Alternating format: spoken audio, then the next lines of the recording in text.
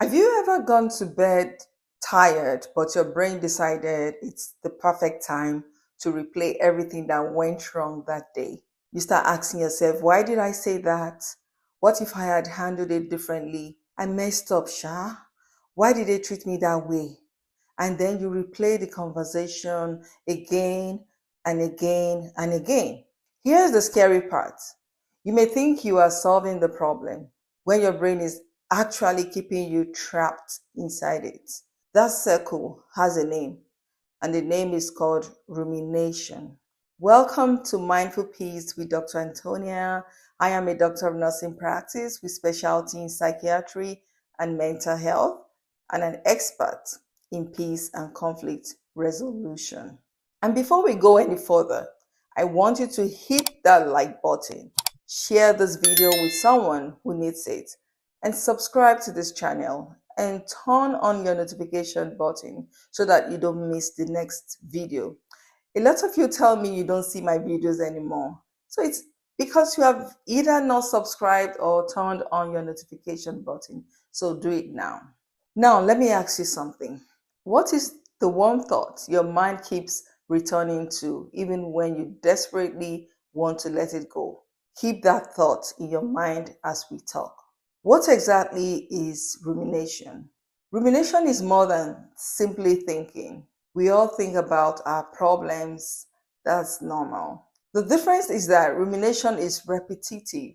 Usually it's negative, and it's a negative thinking that circles around the same problem without moving toward a solution.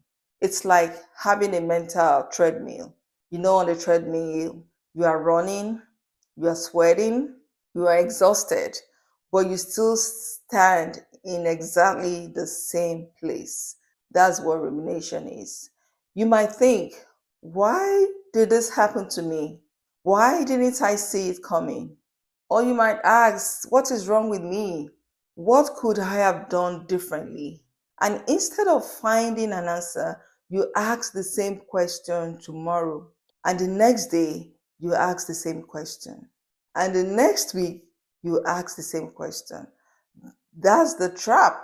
How the rumination circle works. This is how it works. Let's break it down. Something happens. Maybe someone criticizes you. Maybe you make a mistake. Maybe a relationship ends. Maybe you experience rejection. Or maybe you remember something very painful from your past. And suddenly your brain says, let's figure this out. So you start thinking. But instead of moving toward a solution, the thoughts become repetitive. You begin to analyze what happened. Then you begin to criticize yourself. Then you imagine what could have happened. Then you become anxious or sad. And because you feel bad, your brain starts searching for an explanation. So you think about it even more, and the circle continues.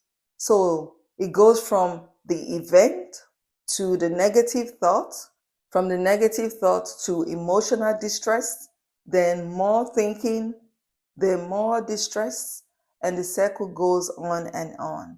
And here is the important part. Thinking more doesn't mean understanding more. Sometimes you are simply hurting more. Why is rumination so dangerous? Here is something I want you to remember. A thought repeated often can begin to feel like a fact. You might think, oh, I made one mistake, therefore I am a failure. That relationship ended, therefore nobody will ever love me. Or I was rejected, therefore I am not good enough. But wait, is that actually a fact, or is it a conclusion your distressed mind has created? This is where rumination can become particularly harmful. Persistent negative rumination is associated with emotional difficulties, including depression and anxiety, and it can make it harder to move from distress towards productive problem solving. So the goal isn't to stop thinking. The goal is to learn how to think differently. So how do we break the circle? Here's the first strategy. Number one, name it.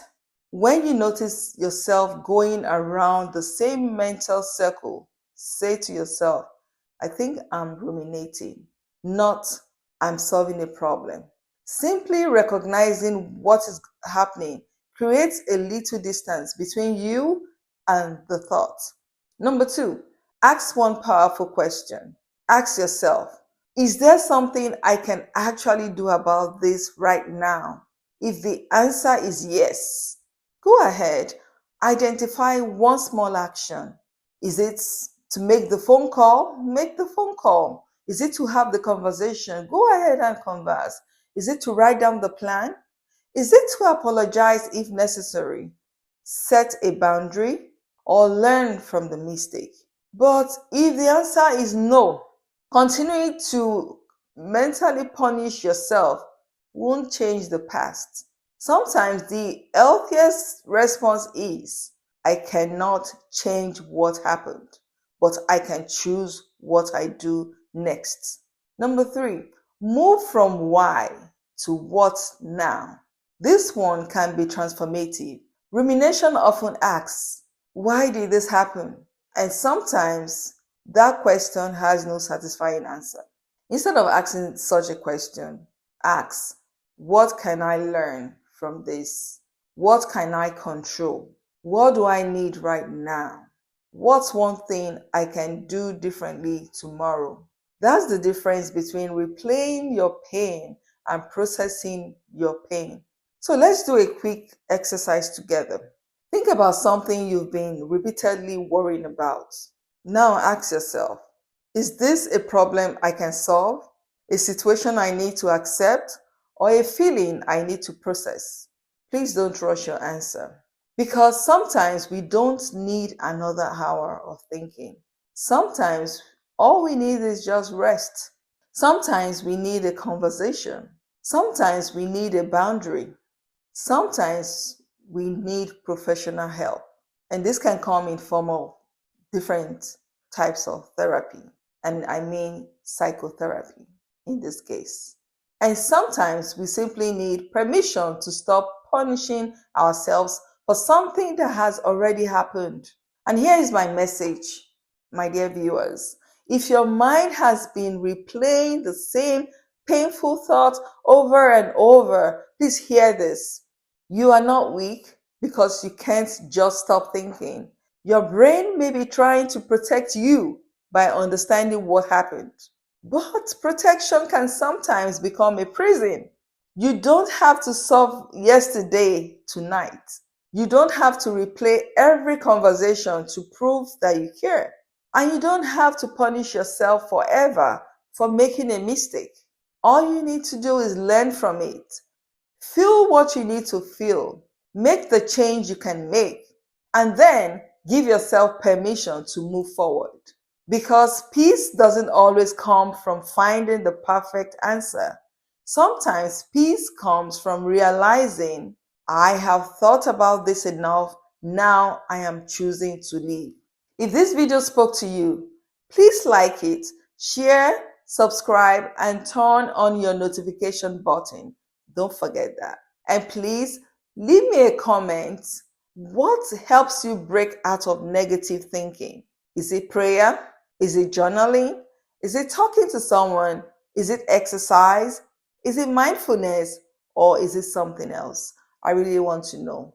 Let's learn from one another. I am Dr. Antonia, and this is Mindful Peace with Dr. Antonia. Until next time, remember, protect your peace, take care of your mind, and don't allow yesterday's thoughts to steal today's life. Thank you.